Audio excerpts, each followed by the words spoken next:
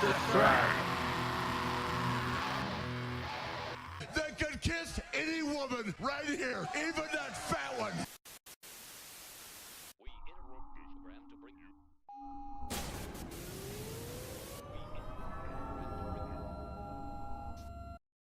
Welcome back, everybody. This is Strong Midcard Podcast right here. Two-man show this week. Our buddy Roger is caught an avalanche. Unavailable due to Avalanche. unavailability. He missed today. Yeah. He got a boo-boo on the way here. Well, you said there was an avalanche. Avalanche. Anyway, so yeah, let's get right into it, man. Wild card. The wild card rule. Yeah. 3 stars from SmackDown and go to SmackDown. And then 3 Raw stars go to SmackDown. And then at any time. All right, I'm listening. I'm listening. What's going on here? Gibberish. Desperation. That's what's going on here. So this weird wild card rule, according to a lot of wrestling sites, Dave Meltzer, it's kind of I guess an agreement McMahon had with the Fox station and the NBC stations about losing stars and gaining stars, mainly like Roman, like MZ, and who was in charge of USA got mad about them letting their only draw go to Fox, the Fox show, and the Fox show being like, "Hey, we just gave you $1 billion. Where's our guy? Well, we want our Samoan Yeah. dream machine. Like, you don't have any draws, but the only draw or the only guy that moves the needle is on the other show now? What's going on here? Like, what?" So I guess it's a way to get stars to go in between the 2 shows, which presents a lot of problems right away because it buries pretty much everybody. Like, if you only see certain people on the certain show, it means that they're not high tier or top level tier talent. Well, maybe they should just do it how they did it when SmackDown first came out. Raw storyline continues to SmackDown storyline, and SmackDown storyline to Raw, so it's just an ongoing loop. It would make sense because it is moving to Thursday nights, right? Yeah, so So you. what's the issue? Yeah, I mean that'd be probably the smartest way to do it. Probably the only way they can salvage it, honestly. Oh, you're welcome, McMahon. Give me fucking money, and I won't tell you to go fuck yourselves. I think the problem is that McMahon wants the split still, the brand split, which also makes sense. Every because, time he does this, he makes me want to puke. But I'm not Droz. Go on. The thing is that you have so much talent, you kind of have to have the splits. Like, it makes sense to have the roster split up.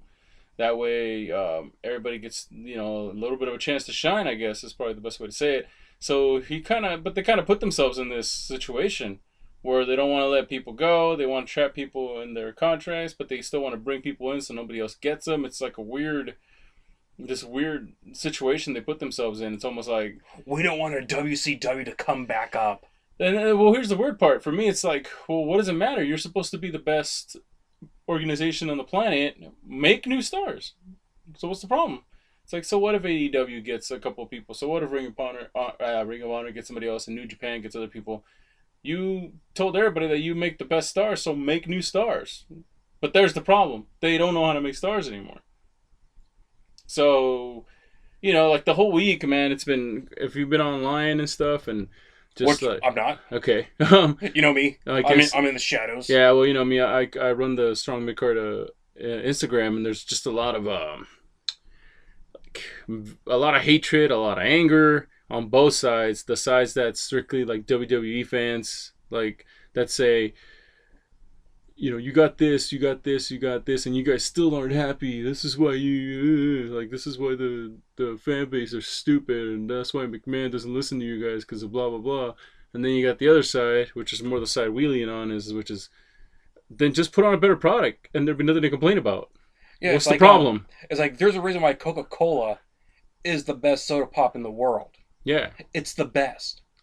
It keeps making the best thing.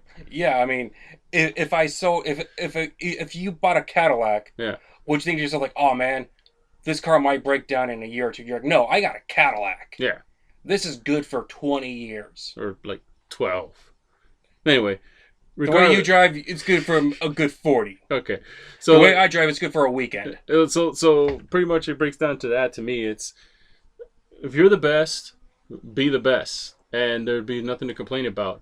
The fact of the matter is, the crowd is where you make your money. If the crowd doesn't like what you do, then guess what? You're not doing good.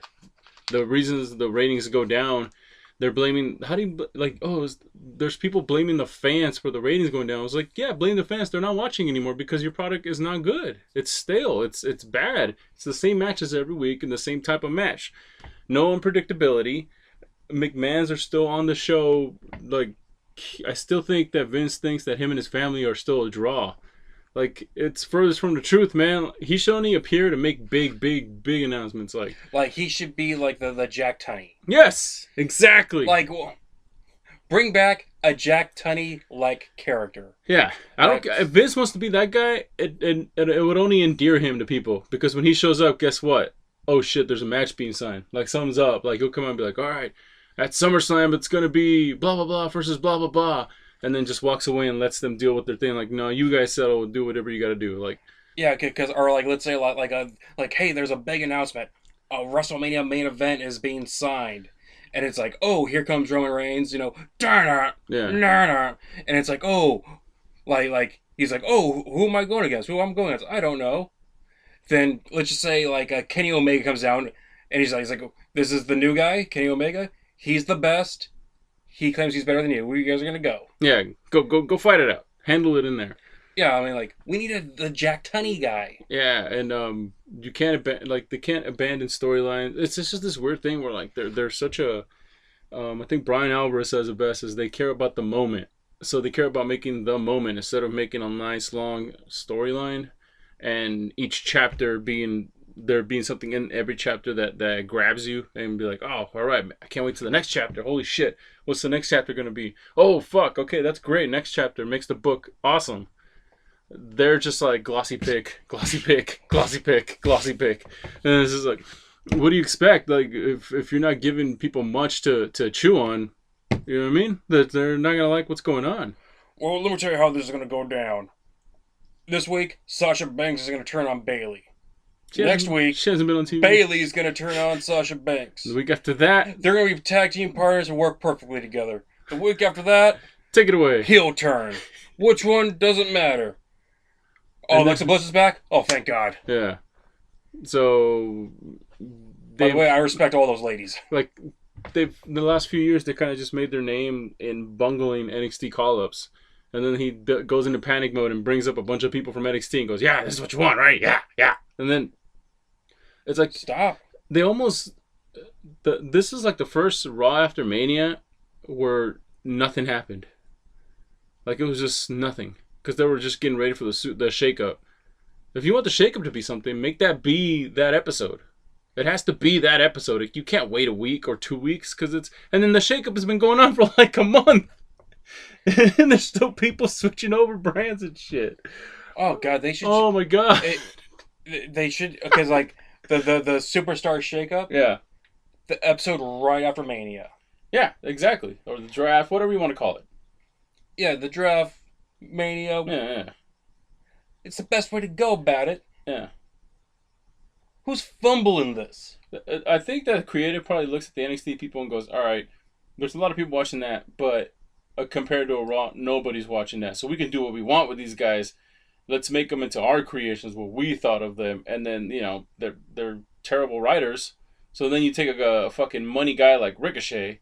And where is he? Like, I know he's in the Money in the Bank match, but I think they only put him there because he can do stuff off the ladder. He's in there with a bunch of hosses, isn't he? Seems like it. Like, I'm not gonna lie, I have not been paying attention to this. Yeah. Only because I have other obligations that day. Yeah. But I mean, I'm gonna watch it later that night. Yeah. So.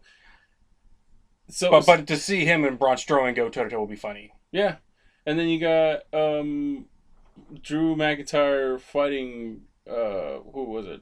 Roman Reigns still. Baron Corbin is still on TV, which just boggles my mind. Well, he retired Kurt Angle.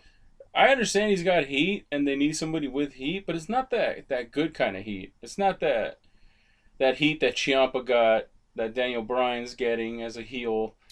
Well, I mean, It's you not. named the two of the best. Yeah, it's not the fun. I like hating you heat. It's like, oh, when you're just annoyed by somebody at work. It's that kind of heat. Or when you're at a party and some guy goes like, "Hey, hand me this acoustic guitar." Hey guys, you're like, "Hey, Dale, That's Elias. He's I on will SmackDown now. strangle you. You take your." You know what's funny? That now that you bring that up, Elias has that kind of heat now on SmackDown. Remember, like for a while, he was being endearing to people and they started liking him. Now he's on SmackDown. He comes out and everybody's just like, they grown again. I groan when I see Shane McMahon, and I'm like you. I don't watch it the day of because I'm usually working. This crazy schedule that I have now. So I'm one of the guys that watches the highlights. Sorry, man. It's just I either Hulu it or I highlight it, and it just gives me everything in 20 minutes. I'm good. And I was like, oh, it looks like I missed nothing again.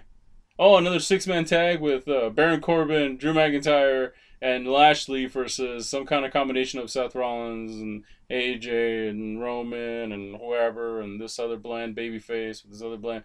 Okay, like, it's mundane, it's boring, it's work to watch 3 hours of nothing on Raw, and you got announcers that aren't very good. Michael Cole, after all these years, still sucks. I'm not a fan. Well, I think it's because like he has Vince McMahon in his ear the whole night. Yeah. Going like, say this, say that. I'm not a got fan this. of Renee Young. I'm definitely. Whoa. I mean, after commentary, it's pretty late. I'm not a fan of Corey Graves, and I hate the fact that he's on there twice on SmackDown and Raw. Actually, I'm not sure if he's still on doing both because I haven't actually watched an actual whole show. But anyway. Graves sucks. I'm one of the guys who thinks that he's not very good. For me, it's always annoying. What started with the whole they boo who they cheer and they cheer who they boo. I was like, oh fuck you, you pretentious prick. Like, I can't stand that dude. Anyways, I'm sorry. That's another reason why He seems like the kind of guy who should have got the shit beat out of him growing up. I don't know, man. I think he's very. That's another subject for another day. I'm just # child abuse is A-OK in my book. Jesus. He's not the guy. Those aren't the voices that get me pumped up for watching it. There's just, I don't know. It's just very robotic with the commentary. I think that's why NXT rules is because Mauro Ranallo is passionate. And, I mean... It's Mauro Ranallo. I mean, come on, man. Like, remember the Pride days? Yeah, exactly. There's a reason why he's there. And Bellator. And boxing. He's all over the fuck. And kickboxing. Because... Like, he's the voice. He's the voice. Like... He should just take over. Yeah. They should just... He should JBL's gone. Nobody's going to bully you anymore. Who's going to bully you? Michael Cole? Fuck Michael Cole. Anyways. Moving on. Double or Nothing coming up. Dano. Oh, yes. The night that's going to save professional wrestling. Or ruin it. Let's get right into it, man. This is a big fucking show because it's a very big show. It's a big show. It's a big show. AEW has a lot of momentum on their side, but at the same time, so much pressure. Now, like, we've heard them talk and say that the show is going to be presented as more serious. It's going to be a mixture of indie show mixed with like old territory kind of days. You know, like a nice blending of both with the sprinkles of comedy and nice. violence. So, on the surface, sounds amazing, right? Sounds like, oh, fuck yeah, something I can sink my teeth into. But then you're also going to find out, like, how much power do the smart community carry? Like, is there a huge enough audience to watch that on a weekly basis to prove that, you know, it isn't that wrestling is down, it's that WWE's current presentation is not good? What say you, Daniel? I think they're going to come in and hopefully save the day. Because, I mean, like, if this company fails, okay, it fails. Okay. But as long as it raises the bar. Because right now the bar is by your ankles. You want it to be at least groin level. Okay. If we raise, like, just WWE, if they just step up their game just a little bit, it's a win. Yeah. Because I've said this before, when pro wrestling is bad, it's god-awful. Yes. It's But desperate. when it's good, you want to do backflips in joy because you're like, oh my god, Nothing's better. Nothing's better. That's why I still go back and watch old Nitros and old Raws and old WWF Day pay-per-views, just because like the wrestling's bad, but some of the stories and the characters and everything is fun. It's like, okay, if your focus is not the ring stuff, then how come the stories can't be good? Well, because we need ratings now. All right. Well, why don't you plant a seed now? And let it grow. Yeah, and let it grow into something instead of panicking and be like, we need a wild card rule. Like, I think he just has to settle down. Like, honestly, I think the whole... And then, let's see. So, TNT, it looks like the front runner. It looks like that's pretty much the deal is set, pretty much. So, it looks like either Tuesday or Wednesday for the AEW show. Not bad. Pretty decent day. So, I mean, if it's good, you're going to make time to watch it. If something's good, you're going to make time to watch it. Plain and simple. That's just how it is. If the product is good, people will clap and cheer, and they'll buy your merch, and they'll buy the pay-per-views, and wrestling fans are committed 100%. They will go out and they will fucking engorge themselves on anything that you fucking bust out. If it's bad, they will fucking let you know that it's bad. Like any passionate fucking fan base. Stop telling them to shut up and start giving them better shit. Simple as that. But no, we need to intertwine it. Myself, I need to be in the match. Yeah, this is, I don't know, man. Like, I'm, And it's weird because, like, I do love Vince McMahon a lot, so. It's just, watching him now, you're just like, he's gone nuts, and nobody can tell him to stop because he's the chairman of the board and he's a genius, and everybody keeps saying he's a genius. I don't think he's a genius. I think he's a good guy. I think he's a guy who is very smart, very clever. He will jump on an opportunity, at least back then he did. He'll jump on an opportunity and he'll grab it, he'll nurture it, and he'll fucking take it to the top. You know what I think it is? I think it's because there's no competition. Maybe. Because, like, let's say, hopefully AEW just fucking is amazing. And then, like, he starts going, like, all right, now I need to raise the bar up to their level. Then you make it fun again. That's the one thing that it isn't. I think that's what the focus needs to lie on. I think you just hit the nail on the head. Make it fun again. Yes, I mean... Make it fun again. There's no emphasis on fun. There's no emphasis on cool, on innovative. You know what I mean? It's just, oh yeah, you don't like that? This is what we're going to do. This is what we're going to do. Like, the whole, you guys are the authority now. And then they abandon it like a week later. I don't know, man. It's just... And then SmackDown is turning into Raw. We're like going back and forth here, jumping all over the place. Yeah, it's like... it's so frustrating. Just make things fun. It's going to be... when I was When I was 12, did I want to be Bret Hart or did I want to be Shawn Michaels? Yeah. I want to be Shawn Michaels because he jumped in the crowd, danced with ladies, and he was having a ball. And Bret Hart, he may be the greatest of all time. But he was always a stiff Nelly. I don't even know what that means. I don't know what a stiff Nelly is. If I say it again, punch me in the face. Okay. All right. Wrap it up on the wrestling side. It's going to be a fun summer, or an interesting summer at least. Interesting summer, and it starts next week with Double or Nothing. So, fingers crossed, because better work means more entertainment for everybody, more work for all your favorites out there. So let's just hope for that. Let's get into some MMA news. Or actually, first off, rest in peace, Silver King, who passed away tonight. A lot of you guys know him as Ramses #1 in Nacho Libre. Tragic. We're not sure exactly what happened yet, but I did see some photos and a little bit of video on it. I remember him from the WCW days when he came with all the Mexican wrestlers, and he, for a man that was like that bulk, that size, he could fucking move. Silver King was definitely one of my favorites with the big influx of Mexican wrestlers that came in. So I was always a fan. I didn't know he was still active. So I mean, he went out in the ring in Mexico. That's kind of like almost like a big deal. Like it's tragedy and it sucks, but almost like that's how they want to go out. I mean, fucking El Santo got buried with his mask on. Like they love the fucking gimmick over there, man. So Rest in peace to him. It's not a gimmick there. It's just It's life. Yeah. So you know that's how I guess if there's a silver lining, it's that he went out doing what he loves. So R.I.P. Silver King. All right, let's get into some fight news real quick. All right. This is probably the part where you guys will tune out if you're not into the MMA and the boxing. So tonight, a lot of stuff happened. Anderson Silva's last fight. And you know, they never go out. The legends hardly ever go out the way you want them to. Leg kick. Yeah, like it sucks. Because I think it was the leg that he broke. Yeah. So I mean, he probably never really recovered from that. I think mentally he never recovered from it. I think he should have retired a long time ago, but you don't want to tell a fucking fighter when not fight and all that stuff. Because he was still good, he just wasn't top level anymore. Now, saying that, where does Anderson Silva land on your GOAT rankings?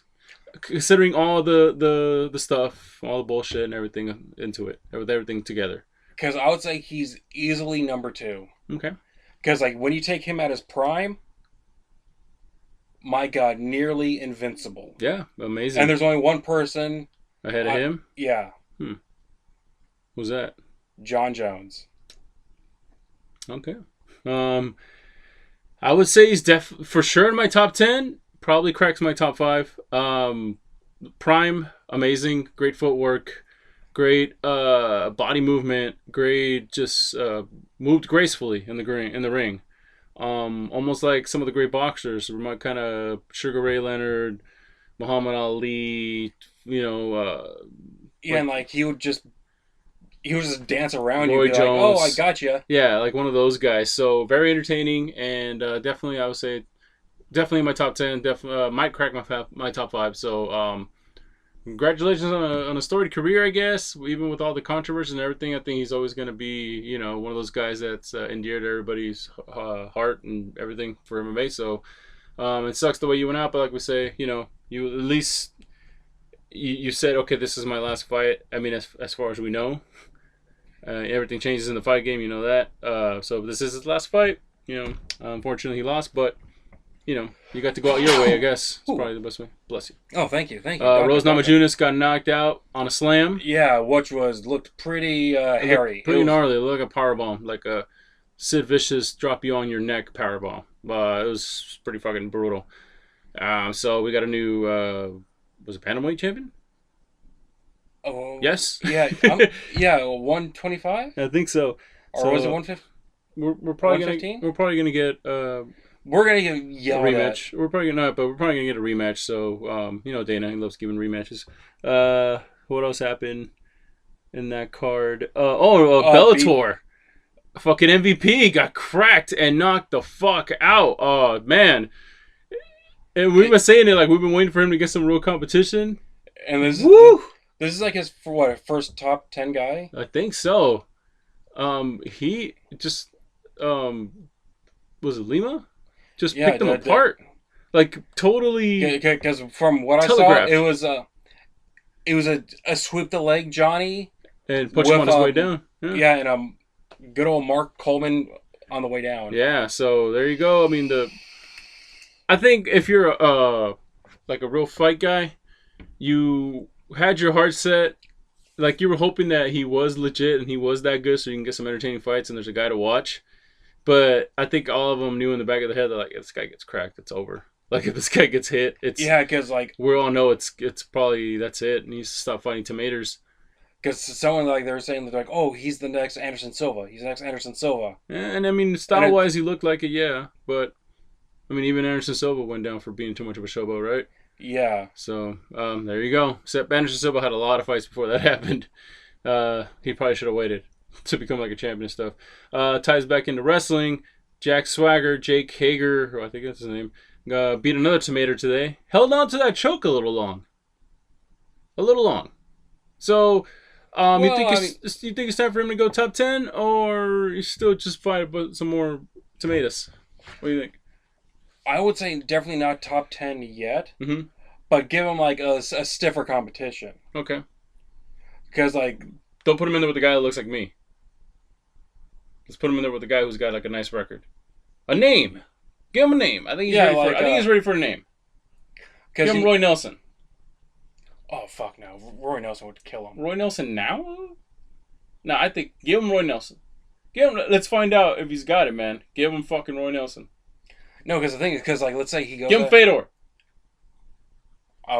Somehow I'm okay with this. Mitrione. I'm also okay with that. You got some names. Ben Rothwell. What's he doing? Put him in there. Give him Cesaro.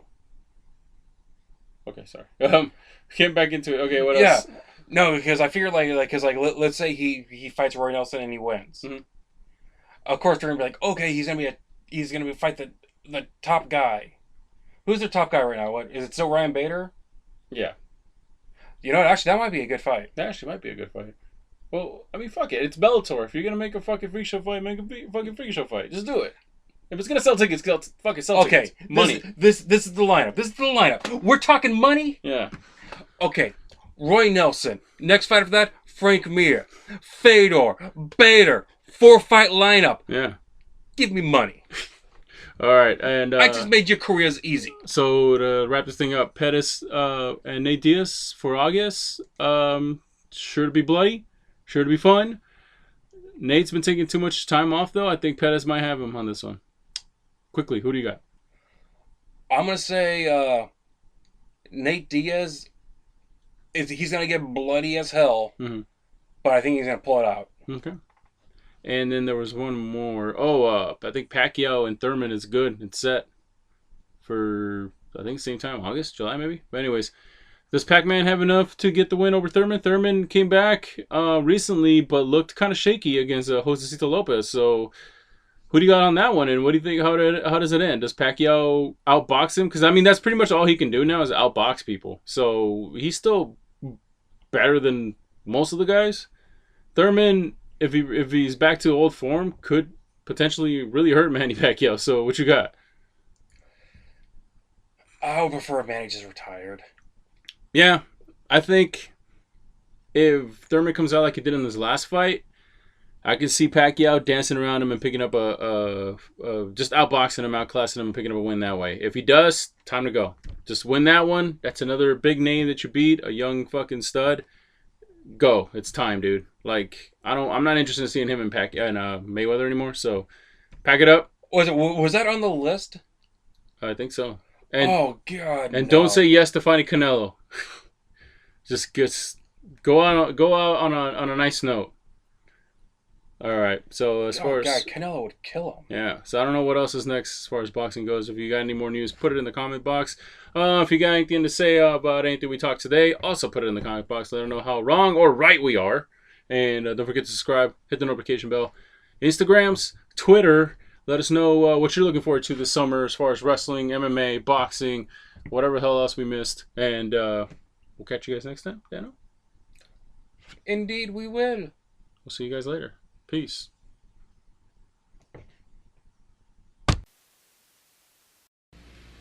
What a mark.